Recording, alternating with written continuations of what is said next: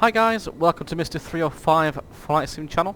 My name's Chris and I'm going to give you a quick, brief kind of review of the Britten Norman twin turboprop aircraft. Now, you can download this from Marketplace for about £20 I believe or so, or direct from the supplier, which I can't name for copyright reasons. But here we are with the Britten Norman aircraft, and I've had this about 2 days now. Decided to bite the bullet and buy it, and I must say I am very impressed with it. So you can see here we're in our own Logan Travel, Scotland's virtual airline livery. Our flight staff manager Lewis has kindly developed these liveries for us, which are absolutely fantastic. So we're currently based at Farnborough, at the Gulfstream hangar on runway 24. We'll have a little takeoff later on and I'll show you the dynamics with it.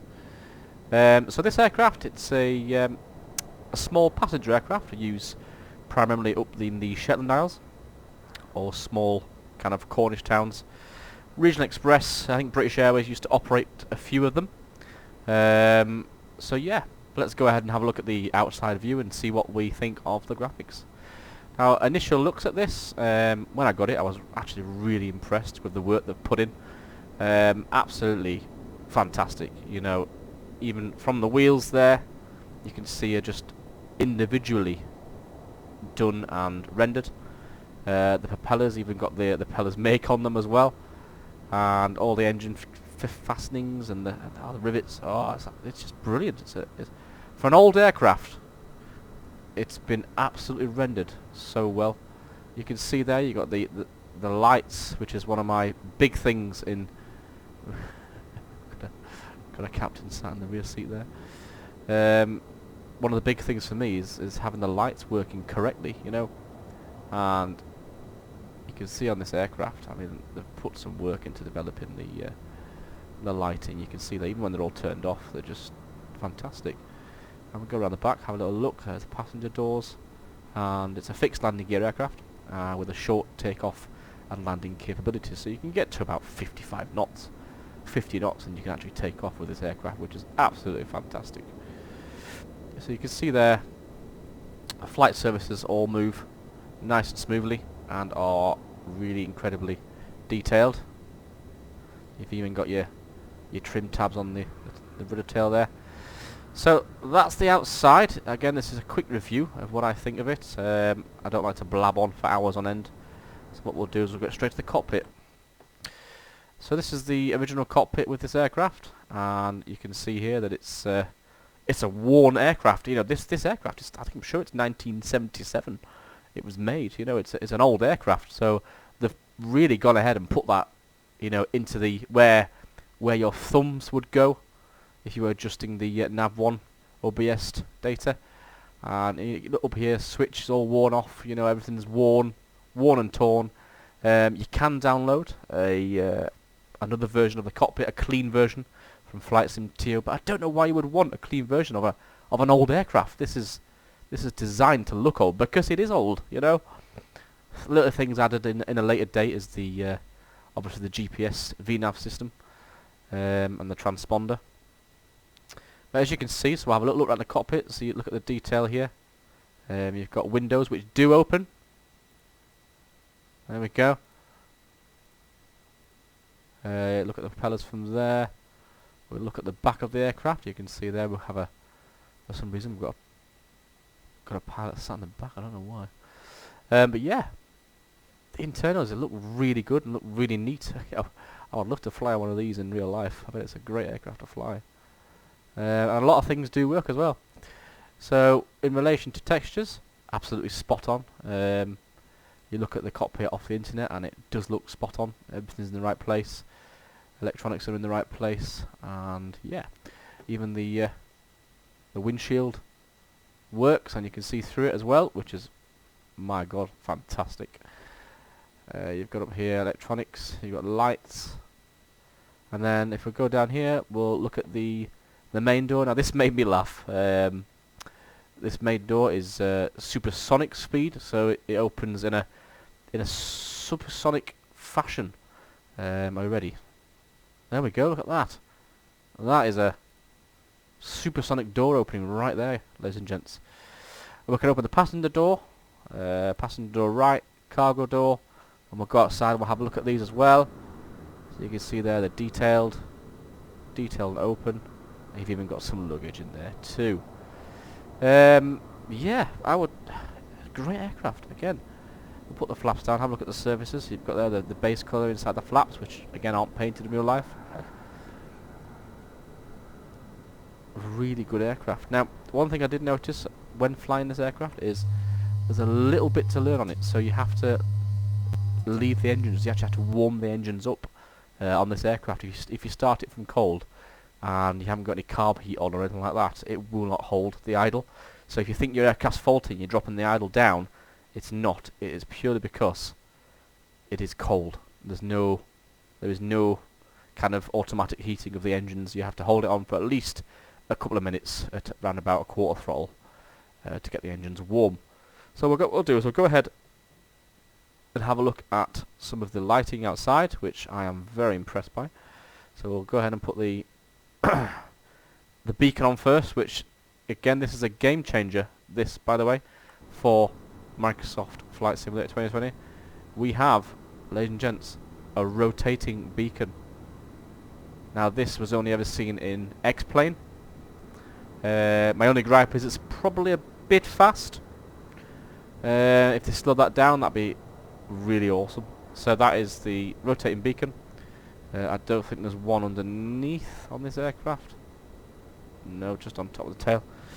And then we'll go and put the navigation lights on. Have a look at those. We've got a white one on the back. Now these are traditional bulbs, remember, they're not LED on this aircraft. So yeah, they're there. They're nice and bright, which they would be in real life, which is good. And let's have a look. We'll now put the landing lights on. Let's put both landing lights, cabin lights. I think that's your strobe light there. We'll put them all on, have a look. So that's the interior lights are on, which all work, are modelled. Probably going to give myself a flat battery now.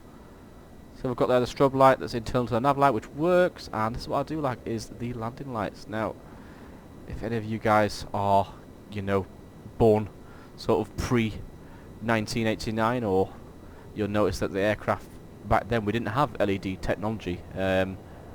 They were just normal bulbs, and they have tried to represent this in this aircraft by putting a halogen bulb colour to the landing lights, which is absolutely fantastic. I think more aircraft developers should do this, and yeah, it brings a real kind of real feel to the aircraft, I think. And also what's really popular with this aircraft is you've also got the pulsing headlights, landing lights, headlights, I'm talking about bulbs there. So you've got the pulsing landing lights, so if you come into a small airstrip where it's kind of unmanned, the pulsing headlights means that you have intentions of landing at the airport. So if you see that in America, they use them quite a lot. It's because you are landing the aircraft. If you see them, you need to get out of the way. So yeah, that's the lighting overview. We're going to go ahead and start her up, have a little taxi, and just have a little takeoff out of Farnborough. Logan Travel again, guys. If you want to join our virtual airline, we're flying most nights, real routes based on a real airline. And if you visit www.logantravel.co.uk, where you can submit your application. There's no kind of limit to how much you want to fly. It's a very open community. We look after each other, and yeah. So there we go. Let's go ahead and start her up. And it's already been pre-warmed, this. So all I'm going to do is put the mixture on, and that's on, and we're going to go ahead and start the port engine first.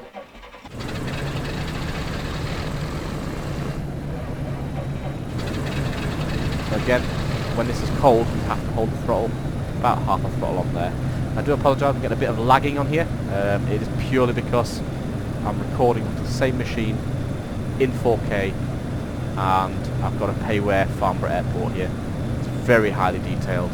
It's a bit like Orbix, so we are going to struggle a little bit on the old graphical side of things at the minute. So I'm not descaling my graphics, just with the machine. So here we go then. Parking brake off.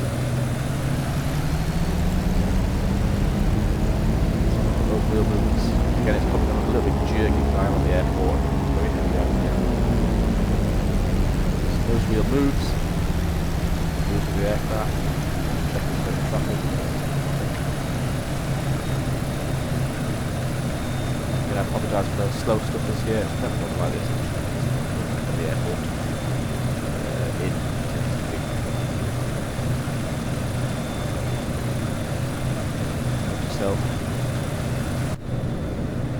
Record different airport next time. My reviews. So I'll go ahead and do. I'll drop a notch of flaps. Go ahead and do a short takeoff. Sound wise, pretty good. Very impressed.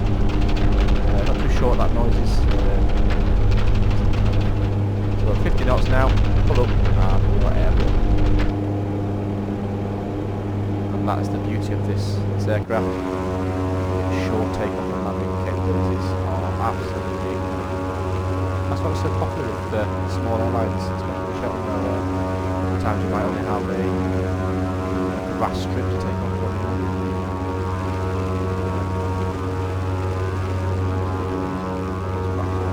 There's Founder standing there.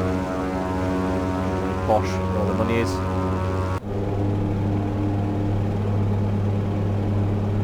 So yeah, guys, I would say I rate this aircraft at, I would put it for graphical wise, response wise, flight wise, and cost. I think it's worth every penny. If I'm honest, it's a great aircraft. It's worth the money. I would say I would give it a 9 out of 10 for the overall score here. Definitely 9 out of 10 for this. Wins me over. Be great for our kind of island hops. Yeah. So there we have it, guys. Thank you very much for watching. Please like and subscribe to my channel, and I'll see you in the next review. Remember, if you want to join us on Logan Travel, feel free. Apply at logantravel.co.uk, and hopefully we'll see you there. Take care for now. Bye bye.